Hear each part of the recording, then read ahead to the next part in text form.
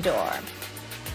No one expected the Jets to give the Raiders a run for their money, but they did. However, before you get your hopes up, Gang Green, in typical Jets fashion, their defensive fail answered the Raiders' Hail Mary prayers. Max, did the Jets' all-out pass rush in a Hail Mary situation make this the dumbest play of the season? The answer is yes, in a season of inexplicably stupid plays. And Stephen A., I will leave the Falcons to you because that was something. But let me tell you why I think it was this. Because when you're a coach, you have the advantage of knowing the game situation, of preparation and planning in a different way than the players, where the play is unfolding in front of them. And the one thing you have to do, and Greg Williams has autonomy with the defense, right? The one thing you have to do in that situation, the only thing you have to do is not give up a touchdown. That's it. Let him complete a pass. It doesn't matter. Game's over. Just don't give up a touchdown. The only thing you have to do. So you bring 7?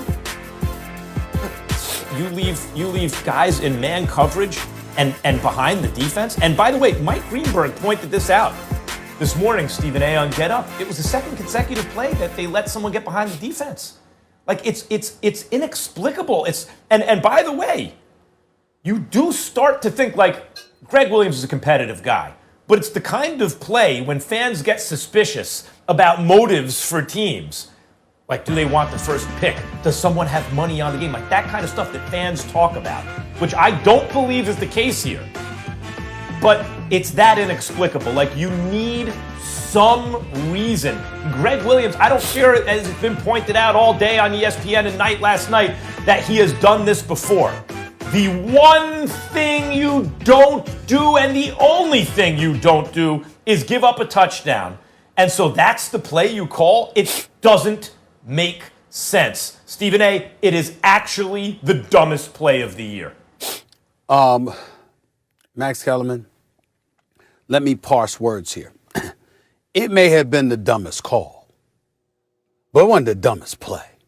The dumbest play was by the Atlanta Falcons on September 20th at Jerry World. That was the dumbest play. This onside kick by Zuerlein, it's not 1, not 2, not 3, not 4, not 5, 6 different Atlanta Falcons. 6 different Atlanta Falcons are standing around the ball for an onside kick and literally waiting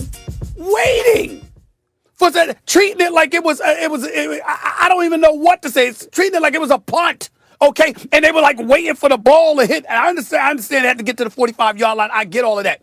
But you got 6 different Atlanta Falcons that could have pounced on the ball, and they treated it like it was a punt instead of an onside kick and blew the game and lost 40-39. I don't know anything dumber than that. As far as I'm concerned, it's one of the dumbest plays in history, okay? Now, in the case of Greg Williams, you got your defense in the wrong situation. All-out blitz, 0 blitz. What the hell are you doing? Greg Williams, not something that he hasn't done before.